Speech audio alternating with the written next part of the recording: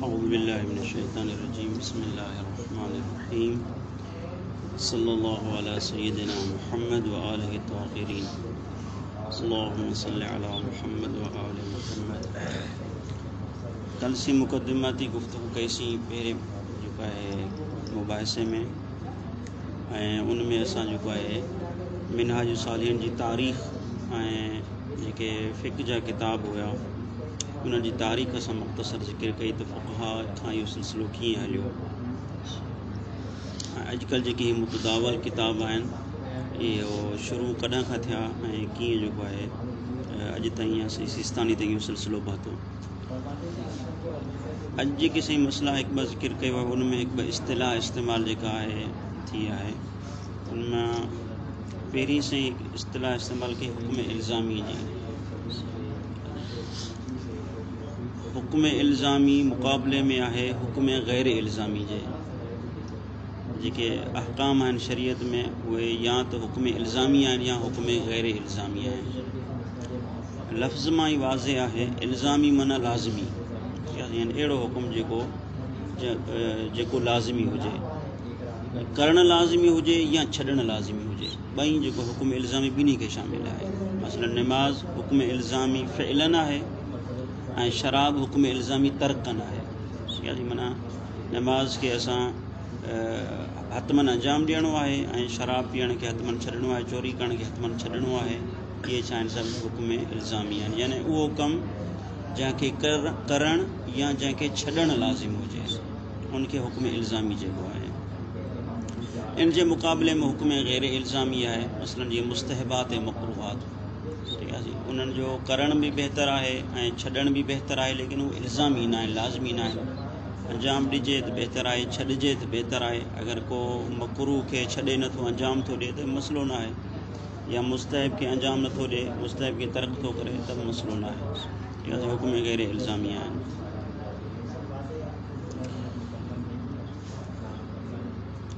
सही ज़िक्र कनि था त तक़लीद जे लाइ माना दीनी अहकाम जी मारिफत हासिल करण जे लाइ 4 रस्ता आहिनि, 4 तरीक़ा आहिनि जंहिंसां मुकलफ़ जे मथां जेका ज़िमेदारी आहे मुकलफ़ उहा ज़िमेदारी अंजाम ॾिए। 4 तरीक़नि मां का हिकु तरीक़े सां उनजो ज़िमो बरी थी वेंदो। या त हू पाण इज्तिहाद करे, बहस व तहक़ीक़ करे, या त जेको आहे एहतियात ते अमल करे, या का मुजतहिद जी तक़लीद करे। ऐं चौथों तरीक़ो आहे त मुजतहिद बि न आहे, एहतियात ते बि अमल नथो करे, का मुजतहिद जी तक़लीद बि नथो करे, लेकिन ईअं उनखे इत्मीनान थी थो वञे त मां जेको फ़ेल अंजाम ॾियां थो उहो ई आहे जेको लोहे महफ़ूज़ में आहे, वाक़े जे मुताबिक़ आहे। ईअं अगरि बाई चांस कंहिंखे ख़्वाब में मसलन ईंदो हुजे त जेका तूं नमाज़ पढ़ी आहे, हाणे तूं मुजतहिद बि न आहीं, तूं एहतियात ते अमल बि नथो करीं, तूं तक़लीद बि नथो करीं, वरी बि तो जेको अमल कयो आहे इहो तुंहिंजो अमल वाक़े जे मुताबिक़ आहे। अगरि निंड में ख़ुदा उनखे ॿुधाईंदो हुजे ख़्वाब में, त अगरि फ़र्ज़न जेको आहे बाई चांस त बि उनजो अमल सही थी सघे थो। इन ज़ुमरे में साईं ज़िक्र कनि था त अगरि को माण्हू मसलन जेको आहे मुजतहिद बि न आहे ऐं एहतियात ते बि अमल नथो करे त पोइ उन जे लाइ ज़रूरी आहे तक़लीद करे। इहो माना 2 तरीक़ा असांजे सिंध में 4 तरीक़ा आहिनि। उन्हनि मां अगरि मुजतहिद बि न आहे, एहतियात ते बि अमल नथो करे या तक़लीद करे। पर अगरि को माण्हू तक़लीद नथो करे त पोइ साईं फरमाईंदा उन जे अमल मां, जेको माण्हू तक़लीद नथो करे उन जे अमल मां जेको आहे अगरि उनखे मुआफ़िक़त थी वञे, यकीन थी वञे त मुंहिंजो जेको अमल आहे उहो अमल वाक़े जे मुताबिक़ आहे त फ़बे आहे।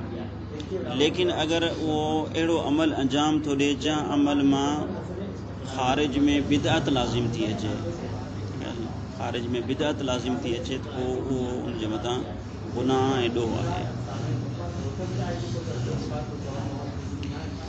हिकिड़ी बार इस्तिलाह हुकुम इल्ज़ामी जी आहे जेका मुख़्तसर वाज़े थी, वधीक इबारत में इनखे पढ़ूं था। ॿी जेका हिते से इस्तिलाह इस्तेमालु कई आहे ज़रूरत दीन ऐं मज़हब जी। ज़रूरियात चइबो आहे बदहियात खे, माना अहिड़ो अमर जेको बदी हुजे। ज़रूरियात दीन यानी दीन जा उहे मसइला या दीन जा उहे अहकाम जेके बदही आहिनि, यानी ला यख्तलिफ़ु फ़ीहि इस्नान, यानी जंहिंमें ॿ माण्हू बि इख़्तिलाफ़ नथा कनि, बिल्कुलु चिटा पिटा तरीक़ा आहिनि। साईं हिते इनखे इस्तेमालु कयो आहे औ सां। औ जेको आहे इहो माना तग़युर ते दलालत कंदो आहे। इन जो मतिलबु आहे त दीन ऐं मज़हब अलॻि अलॻि शइ आहे। दीन ऐं मज़हब अलॻि अलॻि शइ आहे या दीन ऐं मज़हब साॻी शइ आहे। औ अची करे असांखे बयानु करे थो त न दीन ऐं मज़हब अलॻि अलॻि शइ आहे। दीन जेको आहे ऐं आम आहे ऐं मज़हब ख़ासि आहे। यानी मंतिकी जेको निस्बत अगरि ॾिसिजे त इन्हनि जे दरमियान में आम ऐं ख़ासि मिन वजह जी निस्बत आहे। दीन आम आहे ऐं मज़हब ख़ासि आहे। दीन इस्लाम जे लाइ इस्तेमालु थींदो, यानी अहले सुन्नत वारा जेके आहिनि उहे बि दीन खे इस्तेमालु कंदा। असां बि दीन ते आहियूं, असां चवंदासीं असां बि दीन ते आहियूं, सभु कुझु असां दीन ते आहियूं। दीन इस्लाम मुराद आहे। ऐं मज़हब मां मुराद आहे उहा फ़िक़्ह। ठीकु आहे साईं। मज़हब जीअं असां चवंदा मज़हब जाफ़री, असां ईअं न चवंदासीं दीन जाफ़रिया ते असां आहियूं। दीन इस्लाम ते आहियूं ऐं मज़हब जाफ़रिया ते आहियूं। ठीकु आहे साईं। त दीन ऐं मज़हब में इहो थोरो फ़र्क़ु आहे। दीन आम आहे ऐं मज़हब छा आहे ख़ासि आहे। हिते जेका साईं मुराद वरिती आहे व इला मज़हब ऐं दीन मुतरादिफ़ बि इस्तेमालु थिया आहिनि। न जेका दीन जी माना आहे, जिते असां चवंदा दीन इस्लाम उते मज़हब इस्लाम बि इस्तेमालु थींदो आहे। त इहे मुतरादिफ़ बि इस्तेमालु थिया आहिनि। बहरहाल अगरि गॾु इस्तेमालु थियनि, दीन ऐं मज़हब गॾु हुजनि त उन्हनि मां थोरो इहो फ़र्क़ु वठिबो त माना दीन आम हिते मुराद वरितो आहे, मज़हब ख़ासि फ़िक़्ह ऐं शरीयत मुराद वरिती वई आहे। लेकिन अगरि किथे अलॻि अलॻि इस्तेमालु थियनि त पोइ थी सघे थो माना साॻी माना में इस्तेमालु थिया हुजनि। हा फ़िरक़ो मज़हब माना फ़िरक़ो माना हिते मुराद ईअं आहे। हिते साईं जेको आहे ज़िक्र कया आहिनि त माना कुझु अहिड़ा ज़रूरियात आहिनि जेके दीन जा ज़रूरियात आहिनि, यानी इस्लाम जा ज़रूरियात आहिनि। यानी का बि मुस्लमान जो हुन में इख़्तिलाफ़ु कोन्हे। मिसाल निमाज़ जो वजूब, जेके बि मुस्लमान फ़िरक़ा आहिनि, कहिड़ा बि फ़िरक़े सां तालुक़ हुजे, निमाज़ जे वजूब जा क़ाइल आहिनि, मुनकिर कोन्हनि के। हज जो वजूब आहे, जहाद जो वजूब आहे, ज़कात जो वजूब आहे, इहे सभु इहे छा आहिनि ज़रूरियात दीन आहिनि। लेकिन कुझु वरी अहिड़ा आहिनि जेके ज़रूरियात दीन आहिनि, ज़रूरियात मज़हब आहिनि। मसलन जेको आहे मुते जो जवाज़, मुतो जाइज़ आहे या जाइज़ न आहे, माना इहो जेको आहे ज़रूरियात दीन न आहे। छो जो सुन्नी हिन खे नथा मञनि, घणा फ़िरक़ा मुस्लमान आहिनि हिन खे नथा मञनि, लेकिन शिया सभु मञनि था। शिया असनाशरी जेके बि आहिनि, जेको आहे मिन ख़ल्फ़ इलल सल्फ़ जेके बि आहिनि उहे सभु हिन खे मञनि था। त बहरहाल कुझु मसइला ज़रूरियात दीन मंझि आहिनि ऐं कुझु मसइला ज़रूरियात मज़हब मंझि आहिनि। ज़रूरियात मज़हब मंझि ख़ासि इशारो आहे मज़हब शिया जी तरफ़, छोकी शिया में उन्हनि जो इत्तिफ़ाक़ आहे। त बहरहाल जेको माण्हू चार जेके रस्ता हुया, असां चयोसीं न फेल खे अंजाम ॾियण जे लाइ, मुकलफ़ जो ज़िमो बरी थियण जे लाइ चार उनखे रस्ता अलाह साईं ॾिना आहिनि। या मुजतहिद थिए, या एहतियात ते अमल करे, या कंहिंजी तकलीद करे। टे रस्ता अमल नथो करे। चोथों आहे त फेल खे अहिड़े तरीक़े सां अंजाम ॾिए जो उनजो ज़िमो बरी थी वञे ऐं का हुक्म इल्ज़ामी जी मुखालिफ़त बि न थिए उनजे फेल मां, ऐं ज़रूरियात दीन जी मुखालिफ़त बि न थिए। ठीकु आहे त पोइ वञी करे उनजो फेल छा आहे सही आहे। इहा जेका बहस आहे इहा माना चोथे माण्हू जी बनिस्बत सां कंदा। चोथों माण्हू जेको एहतियात अमल बि नथो करे, तकलीद बि नथो करे, पाण मुजतहिद बि न आहे, त पोइ उहो अगरि अमल अंजाम ॾिए त पोइ असां चवंदासीं तुंहिंजो अमल तॾहिं सही थींदो जॾहिं वाक़े जे मुताबिक़ बि हुजे, हुक्म इल्ज़ामी सां टकराए बि न, ऐं ज़रूरियात दीन ऐं मज़हब जे मुखालिफ़ बि न हुजे। पोइ वञी करे उनजो फेल छा थींदो सही थींदो। ठीकु आहे। इबारत वधीक ॾिसो इहो पहिरीं मसइले में इल्ला मथां खां बसि पढ़ियोसीं पर वरी बि पहिरियों मसइलो त यजिबु अला कुल्लि मुकल्लफ़िन लम यबलुग रुतबतल इज्तिहाद ऐं यकूना फ़ी जमीअ इबादातिही व मुआमिलातिही व साइर अफ़आलिही व तुरुकिही मुक़ल्लिदन औ मुख़्ताता। हर मुकल्लफ़ ते वाजिब आहे। कहिड़ो मुकल्लफ़? जेको रुतबे इज्तिहाद ते न पहुतो हुजे, यानी जेको पाण मुजतहिद न हुजे। अगरि पाण मुजतहिद आहे त उहो माना उहो पंहिंजो जेको आहे पंहिंजा मसइला पाण वञी करे इस्तेमाल करे अमल कंदो, उन सां बहस न आहे। हर उहो मुकल्लफ़ जेको इज्तिहाद जी मंज़िलत ते नाहे पहुतो उन ते वाजिब आहे। छा वाजिब आहे? ऐं यकूना फ़ी जमीअ इबादाती, पंहिंजे सभिनी इबादतनि में, पंहिंजी सभिनी मुआमिलनि में, वसाइर अफ़आलिही व तुरूकी ऐं पंहिंजे ॿियनि सभिनी अफ़आल में यानी उहे फ़ेल जेके अंजाम ॾिना वञनि ऐं तुरूकी यानी उहे शयूं जेके छॾियूं वञनि इन्हनि जी वज़ाहत असां कल्ह कईसीं। इन्हनि सभिनी में वाजिबु आहे छा हर मुकल्लफ़ ते त ऐं यकूना मुक़ल्लिदन त उहो या त मुक़ल्लिद हुजे ऐं मुहतातन या एहतियात ते अमल करे। माना हेसी ताईं टे शयूं थी वियूं, ठीकु आहे सी, या मुक़ल्लिद हुजे या एहतियात ते अमल करे या जेको आहे रुतबे इज्तिहाद ते पहुतल हुजे। अगरि को माण्हू जेको आहे रुतबे इज्तिहाद ते नाहे पहुतल त पोइ उनजे लाइ ज़रूरी आहे त हू इन्हनि सभिनी कमनि में या तक़लीद करे या एहतियात ते अमल करे। हिते टे ॼणा मरहला जेके आहिनि उहे अफ़आल खे अंजाम ॾियण जा हिते ज़िक्र थिया आहिनि। हाणे इलाह खां उहो चोथों तरीक़ो आहे, हिकिड़ो माण्हू मुजतहिद बि न आहे, तक़लीद बि नथो करे, एहतियात बि अमल नथो करे, त पोइ उनजा अमल जेके आहिनि सही आहिनि या सही न आहिनि। सही फरमाइनि था हा, अगरि हुनखे ईअं यकीन थी वञे त मुंहिंजे कमनि मां जेके मां फ़ेल अंजाम ॾियां थो उन्हनि मां हुक्म इल्ज़ामी जी मुखालिफ़त बि नथी थिए, ज़रूरियात दीन मज़हब जी मुखालिफ़त बि नथी थिए ऐं उनखे इहो यकीन हुजे त पोइ उहो अमल अंजाम ॾिए त उनजा अमल सही आहिनि, पोइ उनजे मथां तक़लीद वाजिबु कान्हे।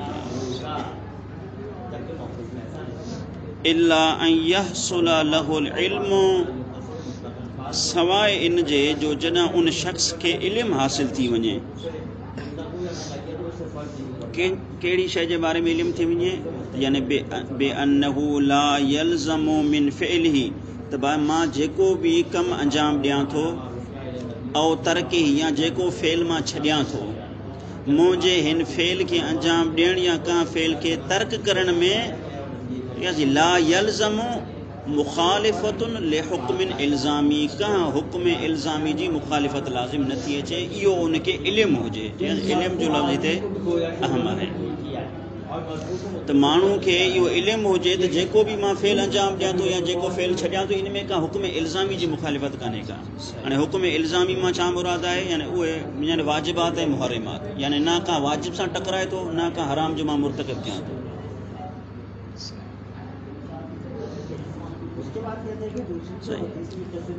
वलो मिसला हुर्मत तशरी, चाहे हुर्मत तशरी जे इनवान सां ई छो न हुजे। यानी छा, इहो थोरो जुमिलो जेको आहे इनखे थोरो वज़ाहत कजे। तशरी मां हिते मुराद आहे बिदअत। हिकु भेरो ईअं हूंदो आहे त इंसान को फ़ेल अंजाम ॾींदो आहे, उहो फ़ेल शरीयत में वाजिबु कोन्हे को, लेकिन हीअ हुनखे वाजिब जी नियत सां अंजाम ॾिए। ठीकु आहे सी, हिकिड़ो फ़ेल जेको शरीयत में वाजिबु कोन्हे हीअ हुनखे वाजिब जी नियत सां अंजाम ॾिए, इहा छा थी वेंदी, बिदअत आहे। हिकिड़ो फ़ेल आहे जेको शरीयत में हराम न आहे लेकिन हीअ हुनखे हराम सम्झी छॾे, इहो बि छा आहे, बिदअत आहे। ठीकु आहे, त हाणे इहो हुक्म इल्ज़ामी जी मुखालिफ़त आहे।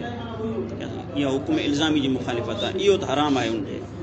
लेकिन साईं चए थो त अगरि हुक्म इल्ज़ामी जी मुखालिफ़त न हुजे बल्कि तशरी लाज़िम अचे, जिते यानी तशरी कीअं लाज़िम ईंदी, मसलन हिकिड़ो फ़ेल आहे, फ़र्ज़ु कयूं मिसाल जेको आहे रत कढणु, खूनी मातम करणु, फ़र्ज़ी मिसाल आहे, यानी खूनी मातम करणु। केरु माण्हू खूनी मातम करे इन क़स्द सां त हीअ शरीयत में मुस्तहब अमल आहे। हाणे हिन अमल खे मुस्तहब सम्झी करे अंजाम ॾिए थो, इहो छा थो करे, यानी छो जो अहकाम ख़म्सा आहिनि, 5 जेके अहकाम इहे शरीयत जा अहकाम आहिनि। ठीकु आहे सी, यानी अहिड़ो फ़ेल जेको शरीयत जंहिंखे मुस्तहब नाहे करार ॾिनो उनखे मुस्तहब सम्झी करे केरु अंजाम ॾिए, इहा बि हिते तशरी आहे। इहा छा आहे, बिदअत आहे। या हिकु फ़ेल आहे, मसलन जेको आहे फ़र्ज़ु के चांहि आहे, चांहि में मक्खी किरी पई, हाणे उर्फ़ में असां चवंदा आहियूं इहो मकरूह आहे, चांहि में मक्खी किरी पई वधी इहो पीअणु मकरूह आहे। हिकु आहे त मिसाल पसंदि नथो अचे उर्फ़ी सां, ॿियो आहे शरई हिसाब सां मकरूह हुजणु। हिकिड़ो माण्हू चए थो त भाउ हीअ जेका चांहि में मक्खी किरी पई आहे इहा चांहि पीअणु मुंहिंजे लाइ मां इन जे करे नथो पियां छो जो हीअ शरअन मकरूह आहे। माना कंहिं फ़ेल खे शरअन मकरूह सम्झी करे छॾे, जॾहिं त उहो शरअन में मकरूह न हुजे पोइ बि इहा छा आहे, हुर्मत, इहा छा आहे, तशरी आहे। ठीकु आहे नी, यानी अगरि चए हुन हिकिड़े मुस्तहब फ़ेल खे अंजाम ॾिनो ऐं हिते हिन मकरूह फ़ेल खे छॾे ॾिनो, मकरूह सम्झी करे छॾे ॾिनो, हुते मुस्तहब सम्झी करे अंजाम ॾिनो, लेकिन उनजे बावजूद बि इहो करणु हिन जे लाइ जाइज़ न आहे। छो जो हिते तशरी लाज़िम अचे थी ऐं बिदअत जेका उहा छा आहे, हराम आहे। तंहिंजे करे साईं फरमाइनि था त जेको हू फ़ेल अंजाम ॾिए या त हुक्म इल्ज़ामी जी मुखालिफ़त न थिए या चाहे सही फरमाइंदा तशरीह जे इनवान सां भी जो है मुखालिफत लाजिम न अचे। अगर उन जे फेल में चाहे हुक्म इल्ज़ामी न हुयो मुस्तहब फेल, ठीक है जी, माना हुयो जो है गैर इल्ज़ामी फेल हुयो लेकिन उनके इन मुस्तहब समझी करे अंजाम दिनो, या उनके जो है मकरू समझी करे तर्क कयो, जॾहिं त शरीयत में मुस्तहब भी न हुयो मकरू भी न हुयो, इहो भी चाहे तशरीह लाजिम ईंदी इन मां। तंहिंजे करे जेको माण्हू मुजतहिद वग़ैरह ना है तो उनके इहो इल्म हासिल हुजणु घुरिजे त जो है उन जे फेल ऐं तर्क मां का हुक्म इल्ज़ामी जी मुखालिफत भी लाजिम न अचे, चाहे हुरमत तशरीह जे इनवान सां ई छो न। इहो नुक़्तो वाज़े थियो सही, यानी हुरमत तशरीह में जो है हुक्म इल्ज़ामी ना है, हुक्म गैर इल्ज़ामी है लेकिन उनके बावजूद भी वो चाहे हराम थी तो वञे। यानी जेको फेल मुस्तहब ना है उनके मुस्तहब समझी अंजाम ॾियणु, जेको फेल मकरू ना है उनके मकरू समझी करे तर्क करणु, इहो भी चाहे हुरमत तशरीह लाज़िमी है। पंहिंजे तरफ़ां चए मुस्तहब आहे, माना मुस्तहब तव्हां कराइण ॾियो, जॾहिं त मुस्तहब में चाहे दलील जी ज़रूरत हुजे, मुस्तहब में दलील जी ज़रूरत आहे। इहा ई वजह जो इंशाअल्लाह असां अॻिते पढ़ंदासीं त साईं सिस्तानी साहब जो है क़ाइदो आहे फ़िक़्ह में जो है क़ाइदतु तसामु फ़ी अदिल्लतिल सुनन, माना उहे रिवायतूं जन रिवायतन में को मुस्तहब फेल साबित थे उन्हनि में तसामु कजे, माना उनकी सनद वग़ैरह न ॾिसजे, बस सनद तॾहिं ॾिसो का रिवायत जॾहिं हुक्म इल्ज़ामी साबित थे वुजूब या हुरमत साबित थे, को सनद चेक कयो, बहस कयो, सनद सही आहे को तव्हां वुजूब या हुरमत के साबित कयो।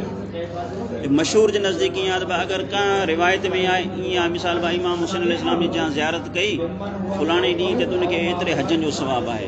हाणे इहा पहिरियां सनद चेक कयो, अगर सनद आहे त पोइ मिसाल मुजतहिद पंहिंजी तौज़ी में लिखे त भाउ फलाणे ॾींहुं ते इमाम जी ज़ियारत करणु मुस्तहब आहे, तो मशहूर ईअं ई कंदा आहिनि। माना जहाँ फेल मां जहाँ रिवायत मां का शइ जो मुस्तहब हुजणु साबित थिए तो उनकी सनद चेक न कयो बसि। तंहिंजे करे इहो क़ाइदो मशहूर आहे, क़ाइदतु तसामुह फ़ी अदिल्लति सुनन, ठीक आहे, यानी अदिल सुनन में मुस्तहबात में जो है तसामु जो क़ाइदो हलंदो, भाई हिते सनद वग़ैरह चेक न कबी। लेकिन साईं सिस्तानी साहब इन क़ाइदे के नाहे मञियो, साईं इन क़ाइदे जी नफ़ी कई आहे। इहा ई वजह आहे जो जेके मशहूर वटि मुस्तहब अमल हुया, छो जो मशहूर इन क़ाइदे के मञनि पिया न, जेके अमल मशहूर वटि मुस्तहब हुया उते साईं चयो आहे त अगरि तव्हांखे अंजाम ॾियणो आहे त रजा जी नियत सां अंजाम ॾियो, मुस्तहब जी नियत सां न, रजा जी नियत सां, यानी इन नियत सां अंजाम ॾियो त ही इंशाअल्लाह भलो कमु हूंदो ऐं ख़ुदा मूंखे सवाबु ॾींदो, न के भलो कमु आहे मुस्तहब आहे ऐं तव्हांजे करे मां अंजाम ॾियां, कसदे रजा जी बिना ते तव्हां अंजाम ॾियो। साईं इहो बार बार जो इन जो है इस्तिलाह खे साईं इस्तेमालु कयो, इहो इशारो आहे इन क़ाइदे तसामु खे साईं नथो मञे। तो बहरहाल तंहिंजे करे अगर साईं जन इन क़ाइदे के नथो मञे उन जे बावजूद हिकिड़े फेल के जो मुस्तहब साईं वटि साबित ना है, शरअन साईं वटि सनद साबित ना है रिवायत जी, पोइ भी साईं चवे थी फेल मुस्तहब आहे, इहो छा थी वेंदो, हुरमत तशरीह थी वेंदी। यानी तव्हां पाण शरीयत साज़ी कई, माना शरीयत तव्हां पाण ठाही, तव्हां बिदत कई, माना सही। तो चौथों तरीक़ो इहो आहे त इंसान के इल्म थी वञे तो उनजो फेल ऐं तर्क जो हुक्म इल्ज़ामी जे मुखालिफ़ न आहे, चाहे हुरमत तशरीह जे इनवान सां ई उनजो फेल ऐं तर्क जो है हुक्म इल्ज़ामी जी मुखालिफ़त न करे। हाणे इहो हुरमत तशरीह अगर जो हुक्म इल्ज़ामी न आहे लेकिन इन ज़ुमरे में हिते अची थो वञे, जीअं हुक्म इल्ज़ामी अहम आहे हुरमत तशरीह भी इन एतबार खां ई छा आहे अहम आहे। या सही पर एक बियो मोरिद है उते भी तकलीद वाजिब ना, वो केड़ो है यकूनल हुक्मो मिन ज़रूरियात दीन अविल मज़हब, वो हुक्म एड़ो हुजे जो को या दीन जे ज़रूरियात में जा हुजे या मज़हब जी ज़रूरियात में जा हुजे। का माण्हू का असां पुछा कि तव्हां नमाज जे वजूब जा क़ाइल आहियो, वो चए हाँ मां नमाज जे वजूब जो क़ाइल आहियां। बा तूं कहिड़े मुजतहिद जी तकलीद कंदो आहीं जो तूं नमाज जे वजूब जो क़ाइल आहीं? हिते मुजतहिद जी तकलीद करण जी ज़रूरत न आहे, माना ठीक है नी, छो जो ही ज़रूरियात दीन में जाए, नमाज जो वजूब, ज़कात जो वजूब, हज जो वजूब, इन्हनि में का मुजतहिद जी तकलीद जी ज़रूरत कान्हे। या पढ़ण वारो मसलो अलॻि आहे, उहो अचे थो पढ़ण वारो मसलो, सही आहे। पढ़ण वारो मसलो भी इंशाअल्लाह साईं जी तक़रीबन ईअं नज़र आहे, इन जी वज़ाहत कंदासीं। या ज़रूरियात मज़हब में जाए, मिसाल हिकिड़ो मोमिन खां असां पुछा कयूं मुतो तो नज़दीक जाइज़ आहे या जाइज़ न, इहो शरई मसलो आहे, यानी फतवा ॾे तो चवंदो आहे मुतो जाइज़ आहे, त कहिड़े मुजतहिद जी तक़लीद कंदो आहियां, चइबो आहे माना का मुजतहिद जी तक़लीद कंदो आहे, ना मां पाण मुजतहिद आहियां, ना मां एहतियात अमल कंदो आहियां। वरी बि मुंहिंजी जेका इहा नज़र आहे त हाणे हिते असां हुनखे न चवंदासीं इहा तुंहिंजी नज़र ग़लति आहे, न सही आहे, छो जो हीअ ज़रूरियात मज़हब में आहे, हिते का तक़लीद जी ज़रूरत कान्हे। सही आहे साईं। कमा फ़ी बअदिल वाजिबात, जीअं कुझु वाजिबात आहिनि, कमा फ़ी बअदिल वाजिबात वल मुहर्रमात, मिसाल वाजिबात इहे थी विया, नमाज जो वजूब थी वियो, ज़कात जो वजूब आहे, हज जो वजूब आहे, जहाद जो वजूब आहे, इहे ज़रूरियात जेको आहे दीन आहिनि। सही आहे या अहिड़े तरीक़े सां ख़ुमुस जो वजूब आहे, इहो वरी ज़रूरियात मज़हब मज़ा आहे असांजी।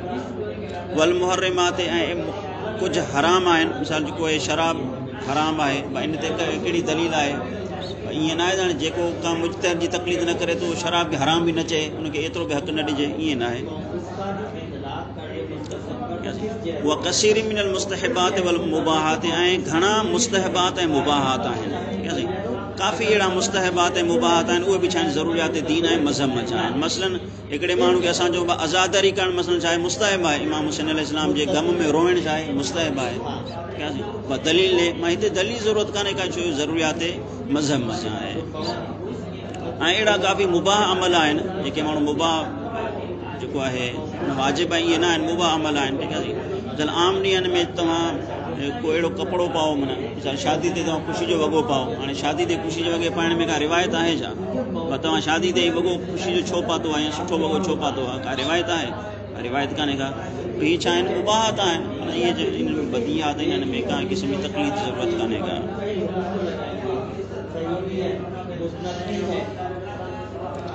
ठीकु आहे जी। इहो इनवान मफ़हूम वाज़े थियो साईं, माना जंहिं माण्हू जो अमल फेल या तर्क जे एतबार खां हुक्म इल्ज़ामी जे या हुरमत तशरीह जे मुखालिफ़ न हुजे, ठीकु आहे या ज़रूरियात दीन ऐं मज़हब मज़ा हुजे, त उन्हनि शयुनि में तक़लीद जी ज़रूरत कान्हे का। हाणे इहो मफ़हूम त थी वियो वाज़े, लेकिन इहो केरु मुयन करे त हीअ ज़रूरियात दीन ऐं मज़हब मज़ा आहे, या हीअ कमु ज़रूरियात दीन ऐं मज़हब मज़ा न आहे। इहो कमु जेको आहे इहो तशख़ुस केरु करे? साईं फरमाईंदा इहो तशख़ुस जेको उहो इल्म वुजदानी जे हिसाब सां थींदो, उर्फ़ ऐं मुआशरे जे हिसाब सां इंसान खे पाण खे ख़बर पइजी वेंदी त भाई हीअ कमु ज़रूरियात दीन ऐं मज़हब मज़ा आहे या न आहे। माना ख़ारिज में उर्फ़ में उन कम जी अहमियत खे ॾिसो तव्हां, ठीकु आहे। ख़ारिज में ॾिसो त माण्हू जेके आहिनि सभु इस्तेहबाब जा क़ाइल आहिनि, ज़माने खां वठी पुराणे ज़माने खां वठी सभु को जेको इमाम हुसैन अलैहिस्सलाम जो रोइण खे सभु को मुस्तहब सम्झे थो, या जेको आहे मुते जा सभु क़ाइल आहिनि, जेको माना को बि मुखालिफ़ न आहे। त इन मां जेको आहे इंसान खे इल्म वुजदानी थी वेंदो आहे, इंसान जे अंदरि में हिकु इत्मिनान पैदा थी वेंदो आहे, भाई हीअ ज़रूरियात दीन में छा आहे। बाक़ी ईअं न आहे त हाणे ज़रूरियात दीन खे मुयन करण जे लाइ का असां मीटिंग को ठाहियूं, मां मीटिंग कयो, या जेको आहे का ख़ासि वही नाज़िल थिए, ईअं न आहे। माना उर्फ़ मां ई ख़बर पइजी वेंदी त हीअ कमु ज़रूरियात दीन में आहे या ज़रूरियात दीन में न आहे। वयुहरज़ु कौनुहु मिन्हा, ऐं इन हुकुम जो इन ज़रूरियात दीन मां हुजणु साबित कयो वेंदो। कीअं साबित कयो वेंदो? बिल इल्मिल वुजदानी, इंसान पंहिंजे वुजदान में, इंसान पंहिंजी ज़ात में अंदर में महसूसु कंदो, माना त हीअ जेको हीअ कमु या हीअ हुकुम ज़रूरियात दीन ऐं मज़हब मज़ा आहे या न आहे। ठीकु आहे। हिकु इल्म वुजदानी जे ज़रिए सां, इल्म वुजदानी जेको इंसान जे अंदर में पैदा थो थिए, या अविल इत्मिनान अल हासिल मिनल मनाशिल उक़लाइया, या उहो इत्मिनान जेको मसादिर उक़लाइया में उर्फ़ मां, यानी जेके उक़ला मौजूदु आहिनि उन्हनि उक़ला जी उथणी वेहणी मां इंसान खे इत्मिनान हासिल थिए। हिकिड़े माण्हू खे पाण इत्मिनान हासिल थी थो वञे, उहो आहे इल्म वुजदानी। ॿिए माण्हू खे जेका उर्फ़ में जेका उन हुकुम जी हालत ऐं कंडीशन आहे, उनजी हैसियत आहे, उन मां बि इंसान खे इत्मिनान हासिल थी थो वञे त हीअ कमु जेको आहे वजूब जे हिसाब सां या हुरमत जे हिसाब सां या जेको आहे मुबाह या मुस्तहब वग़ैरह जे हिसाब सां ज़रूरियात दीन ऐं मज़हब मज़ा आहे या न आहे।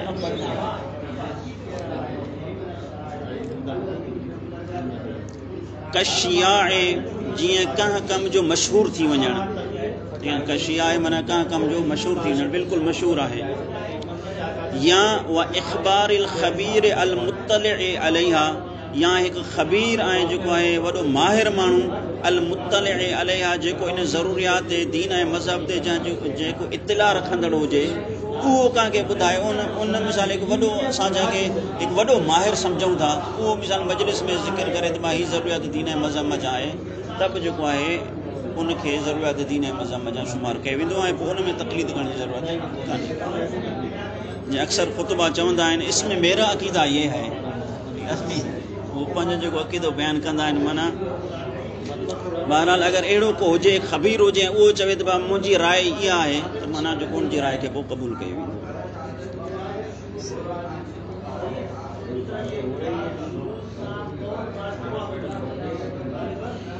मसइले नंबर 2 में साईं जेको साईं ज़िक्र कयो आहे उन जे लाइ थोरो मुक़दमो आहे सो मां अर्ज़ु कयां जेको अॻिते बि इंशाअल्लाह असांखे कमु ॾींदो। उहो इहो आहे त जेॾी महिल माण्हू तक़लीद करे का बि मुजतहिद जी उन तक़लीद में आया फ़क़ति नियत काफ़ी आहे मां मुजतहिद जी तक़लीद कयां थो या नियत काफ़ी न आहे बल्कि तव्हां ख़ारिज में पंहिंजे अमल खे मुजतहिद जी तक़लीद में ढालियो, पंहिंजे अमल खे मुजतहिद जी तक़लीद जे मुताबिक़ अंजाम ॾियो, इहा तक़लीद आहे। वाज़े जो फ़र्क़ु सही माना न फ़क़ति जेको आहे नियत तक़लीद आहे जीअं तव्हां नियत कई हाणे तव्हां उनजी तक़लीद में अची वियो, चाहे तव्हां उन्हनि जे फ़तवा ते अमल कयो, अॼु कयो, सुभाणे कयो, महीने खां पोइ कयो, साल खां पोइ कयो, तव्हां उनजी तक़लीद में आहियो, ईअं आहे या न। कंहिंजी तक़लीद में अचण जो मतिलबु इहो आहे त जेका उनजी फ़तवा आहे पंहिंजे अमल खे उनजी फ़तवा जे मुताबिक़ अंजाम ॾियणु, नियत ज़रूरी कान्हे का नियत कयो न नियत आम न आहे, बसि तव्हां पंहिंजे अमल खे उनजी फ़तवा मुताबिक़ अंजाम ॾिनो, इहा ई छा आहे तक़लीद आहे। इन में साईं खोई साहब ऐं साईं सिस्तानी साहब जो इहा नज़र आहे। साईं वारा फरमाईंदा त इते फ़क़ति जेको आहे पंहिंजे अमल खे मुजतहिद जी फ़तवा जे मुताबिक़ अंजाम ॾियणु इहा ई छा आहे तक़लीद आहे। ठीकु आहे। मसलन तव्हां जेको आहे का नमाज़ वग़ैरह में या का कम में मिसाल जेको आहे 2 रकात में सूरत न पढ़ंदा हुयो, फ़र्ज़ु कयो तव्हां हिकु अहिड़े मुजतहिद जी तक़लीद में पहिरियां हुयो जेको सूरत खे जेको आहे लाज़िम न सम्झंदो, बसि 2 रकात में छा आहे या पहिरीं 2 रकात में अलहम्द काफ़ी आहे फ़क़ति। हाणे फ़र्ज़ु कयो तव्हां साईं सिस्तान जी तक़लीद में आयो, हाणे छा नियत कजे या बसि जो तरह तव्हां नमाज़ पढ़ी आहे, नमाज़ में जेको आहे छो जो साईं जेको हमद खां बाद सूरत खे लाज़िम सम्झो, तव्हां लाज़िम पढ़णु शुरू कई त बसि इहो तव्हां साईं जी तक़लीद में अची वियो। त साईं सिस्तानी साहब या साईं खोई साहब जेको आहे उहो इन नज़रे जा क़ाइल आहिनि, यानी अमल फ़तवा जे मुताबिक़ थी वञे ॼाण तव्हां उनजी तक़लीद में अची वियो। आख़ुंद खुरासानी साहब साईं किफ़ाया में जेका आख़िर में साईं बहस कई आहे इज्तिहाद ऐं तक़लीद सां, उते साईं ज़िक्र कयो आहे त न लाबुद मिनल इरादा, न इरादो ऐं नियत ज़रूरी आहे, नियत कयो ठीकु आहे जी, माना अहम नियत आहे, पोइ भले हथमन अमल बि तव्हांखे अंजाम ॾियणो आहे ज़ाहिर आहे, लेकिन चाहे अमल तव्हां अॼु कयो सुभाणे कयो, पर हाणे जीअं ई तव्हां नियत कई त मां हिन मुजतहिद जी तक़लीद कयां थो, अगरि नओं को ॿार बालिग थियो आहे या जेको आहे का ॿिए मुजतहिद मां उनजो मुजतहिद गुज़ारे वियो, मसलन तव्हां कन्वर्ट थी हिन मुजतहिद जी तक़लीद में आयो आहे त उते बि ज़रूरी आहे त नियत करे, जीअं ई नियत कंदो तीअं उनजी तक़लीद में अची वियो। वाज़े आहे साईं। हाणे साईं खोई साहब ऐं साईं सिस्तानी साहब जी जेका नज़र आहे त फ़क़ति अमल जेको आहे मुजतहिद जी फ़तवा जे मुताबिक़ हुजे, इते साईं अॻिते हली करे वरी इन्हनि ॿिन्ही जो पाण में थोरो हिकिड़ी जेको आहे मसइले में इख़्तिलाफ़ आहे। उहो इहो आहे त जेॾी महिल तव्हां मसइलो जेॾी महिल तव्हां फेल अंजाम ॾियो था, जेॾी महिल तव्हां निमाज़ पढ़ो था, हाणे आया निमाज़ पढ़णु वक़्तु इहो दिलि में इरादो हुजे त मां निमाज़ उन तरीक़े मुताबिक़ पढ़ां थो जेका साईं सिस्तानी जी फ़तवा आहे या जेका मुजतहिद जी फ़तवा आहे उन जे मुताबिक़ पढ़ां थो, इहो इरादो हुजे अमल खे अंजाम ॾियणु वक़्तु, या इन इरादे जो हुजण जी ज़रूरत न आहे, फ़क़ति अमल फ़तवा जे मुताबिक़ हुजणु काफ़ी आहे। इहो वाज़िह नुक़्तो सही। जेॾी महिल माण्हू हज अंजाम ॾिए थो, हाणे हज में छा माण्हू जेको इहो बि दिलि में अंदरि हुजेसि मां जेको मां सॼो हज अंजाम ॾींदुसि साईं सिस्तानी जे फ़तवा जे मुताबिक़ जेको अंजाम ॾींदो वेंदुसि, ईअं ज़रूरी आहे या न जेको अॻियां असांजो मुर्शिद आहे जेको हज कराए थो उहो असांखे जीअं चवंदो वेंदो उनजे मुताबिक़, ऐं इहा मिसल जेको यकीन आहे त जेको हू चवंदो उहो सॼो साईं सिस्तानी जे फ़तवा मुताबिक़ असांखे हज कराईंदो, मुतवजे भले न ई हुजे लेकिन इहा यकीन हुजे हज सही थींदो असांजो। त इते साईं सिस्तानी साहब ऐं साईं खोई साहब जो माना इख़्तिलाफ़ आहे जंहिंजो समूरो जेको वॾो मुतरतिब थींदो। माना साईं सिस्तानी साहब चवनि था मां नियत वग़ैरह न आहे, हिते बि नियत ज़रूरी कान्हे का, इल्तिफ़ात ऐं जेको आहे इंतिसाब जेको आहे निस्बत ॾिजे अमल खे, निस्बत ॾियण बि काफ़ी न आहे, बसि अमल मुताबिक़ हुजे फ़तवा जे। साईं कोई साहब चवंदा न हिते जेको आहे जेॾी महिल तव्हां अमल अंजाम ॾियो था हिते अमल में इनखे यकीन हुजे त हीउ जेको मां अमल अंजाम ॾियां थो मुजतहिद जी फ़तवा जे मुताबिक़ आहे अमल, इहा बि ख़बर हुजेसि, यानी मुंहिंजे मुजतहिद जी फ़तवा जे मुताबिक़ अमल आहे। इन जो समरो कहिड़ो ज़ाहिर थींदो, जीअं साईं हिन मसइले में ज़िक्र कयो आहे, समरो इहो ज़ाहिर थींदो त साईं सिस्तानी साहब वटि अगरि हिकिड़ो माण्हू जेको तकलीद नथो करे माना या तकलीद जो क़ाइल ई न आहे, अगरि उहे उन सॼी ज़िंदगी उहो ई अमल अंजाम ॾिना जीअं साईं जे मुक़लिद अमल अंजाम ॾिना, जीअं साईं जे मुक़लिद अमल अंजाम ॾिना, हिन बि सॼी ज़िंदगी उहो ई अमल अंजाम ॾिना, साईं जे नज़र जे मुताबिक़ हिन माण्हू जा सभु अमल सही आहिनि। मसलन जीअं पीउ मिसाल तकलीद कंदड़ आहे, पुट जेको आहे उहो चए थो मां तकलीद वग़ैरह खे नथो मञा, छॾियो तकलीद हेॾा हुन, लेकिन जेको पीउ साईं सिस्तानी मां मिसाल फ़तवा मां जेका ॻाल्हि सिखी उहा सॼी हिन पंहिंजे पुट खे बि सेखारी। हाणे हिन जे पुट बि साॻिया उहो ई अमल अंजाम ॾिना, लेकिन हिन में छा आहे नियत वग़ैरह किथे बि न कई त मां साईं सिस्तानी जो मुक़लिद आहियां, बसि मां उहा नमाज़ पढ़ंदुसि, मां उहो हज कंदुसि जेको मूंखे बाबो सेखारे थो माना। हाणे इहो यकीन आहे त इहे सभु जा सभु अमल कहिड़ा आहिनि, साईं जे फ़तवा जे मुताबिक़ आहिनि। साईं सिस्तानी वटि इहो छा आहे काफ़ी आहे, बसि अमल जो मुताबिक़ हुजणु काफ़ी आहे, बसि इहो अमल फ़तवा जे मुताबिक़ हुजे इहो काफ़ी आहे। तंहिंजे करे माना हितां जेका आहिनि काफ़ी मसइला असांजे ॻोठनि में हल थी था वञनि। जीअं असांजा कुझु मोमिननि खे ईअं पुछा कयोसीं तूं कंहिंजी तकलीद में आहीं, ते मां साईं साबित अली जी तकलीद में आहियां।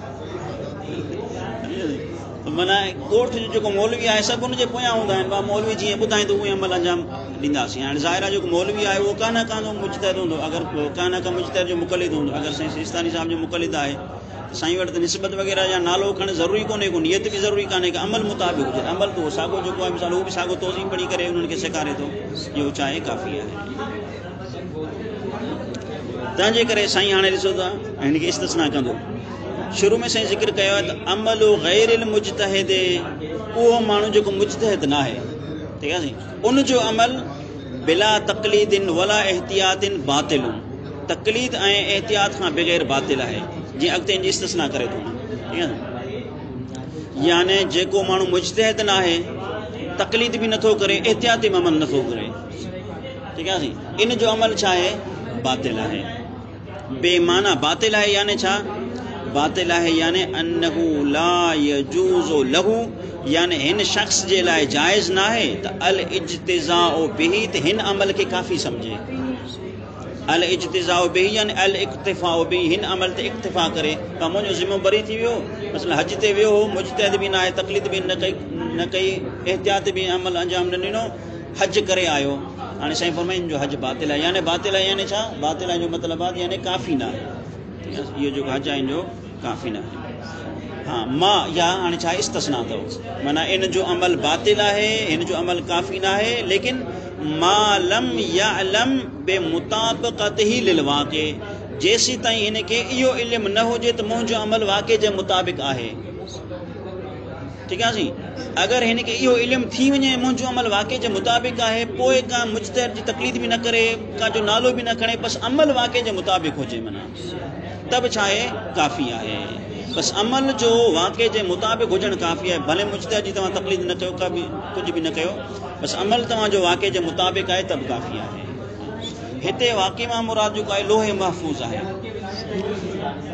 यानी का माण्हू जो अमल लोहे महफ़ूज़ में जेको अमल आहे उनजे मुताबिक़ हुजे त काफ़ी आहे। हाणे इहो मुश्किल आहे माना, यानी का माण्हू जेको तकलीद बि न करे, इज्तिहाद अमल बि न करे, एहतियात बि न करे, त उनजो अमल बातिल आहे। लेकिन हिकिड़ी सूरत में उनजो अमल सही आहे जॾहिं हुनजो अमल वाक़े जे मुताबिक़ हुजे। हाणे इहो कॾहिं ख़बर पवंदी त मुंहिंजो अमल लोहे महफ़ूज़ जे अमल जे मुताबिक़ आहे, इहो त माना सवाइ जो जिब्राइल उतां माना नाज़िल थिए आहे उहो अची करे ॿुधाए, उहा इला ख़बर न पवंदी आहे।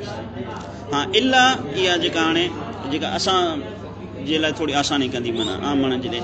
हा हिकु भेरो त अमल वाक़े जे मुताबिक़ हुजे, इहा त मुश्किल आहे, ठीकु आहे, अमल वाक़े जे मुताबिक़ कीअं ख़बर पए। साईं फरमाए हा इला ऐं यहसुल लहुल इल्म, हा ॿी बि छूट आहे, उहा इहा त हुन माण्हू खे इहो इल्मु हासिल थी वञे त बे मुवाफ़क़त ही ले फ़तवा मई यजिबु अलैहि तक़लीदुहु फ़िअलन, ठीकु आहे जी, या हुन जो अमल अहिड़े मुजतहिद जी फतवा जे मुताबिक़ हुजे जंहिंजी तकलीद करणु फ़ेलन जे मथां वाजिब हुजे। माना फ़ेलन मुजतहिद ज़िंदा आहे, उनजी तकलीद वाजिब आलम भी आहे, उनजी तकलीद करणु घुरिजे, लेकिन नथो करे त साईं फरमाईंदा उनजो अमल बातिल न आहे न। कहिड़ी सूरत में जॾहिं हिन जो अमल हिन मुजतहिद जी फतवा जे मुताबिक़ हुजे। चल जीअं इहे ॻोठण वारा मसइला माना ईअं पोइ हल थी वेंदा। माना इहो ॿियो रस्तो इहो सही, माना जेके तकलीद वग़ैरह नथा कनि उन्हनि जो अमल बातिल आहे त रसन बातिल असां न चऊं। जीअं उर्फ़ में ईअं चवंदा आहियूं तकलीद न थी तुंहिंजो अमल सभु चटे न। साईं जीअं मिसाल ज़िक्र कयो आहे टे तरीक़ा आहिनि। या त उनखे ॿुधाइजे बा तुंहिंजो अमल अगरि वाक़े जे मुताबिक़ आहे लोहे महफ़ूज़ में तूं उहा ई निमाज़ पढ़ी थो जेका लोहे महफ़ूज़ में पोइ बि सही अथई, या तूं उहा निमाज़ पढ़ी थो जेका फ़ेलन मुजतहिद जी जंहिंजी तकलीद कजे उनजी फतवा जे मुताबिक़ आहे त बि सही अथई। ठीकु आहे जी। या औ मा हुआ बे हुक्मिल इल्म बिल मुआफ़िका, या इल्म बिल मुआफ़िकत जे हुकुम में हुजे। कमा सयाती बअदु मवारिदिही फी मसइलत हादी अशर, जीअं इन जा कुझु मसइला जेके आहिनि इन जा कुझु मिसदाक ऐं कुझु मिसाल 11 नंबर मसइले में ज़िक्र थींदा। बाब हुक्म बिल मुआफ़िकत मां छा मुराद आहे इहो इंशाअल्लाह जेके 11 नंबर मसइले में कुछ मिसाल ज़िक्र थिया आहिनि उहे सुभाणे मिसाल भी ज़िक्र कंदासीं ऐं इन जुमिले जी वज़ाहत कंदासीं। अॼु टाइम थी वियो आहे। ठीकु आहे जी। इहो आख़िरी जेको टुकड़ो आहे ऐं कोई उहे मिसाल 11 नंबर मसइले जा खणी थोरी तदबीक़ कराईंदासीं। सल्लल्लाहु अला सय्यदिना मुहम्मद व आलिहि।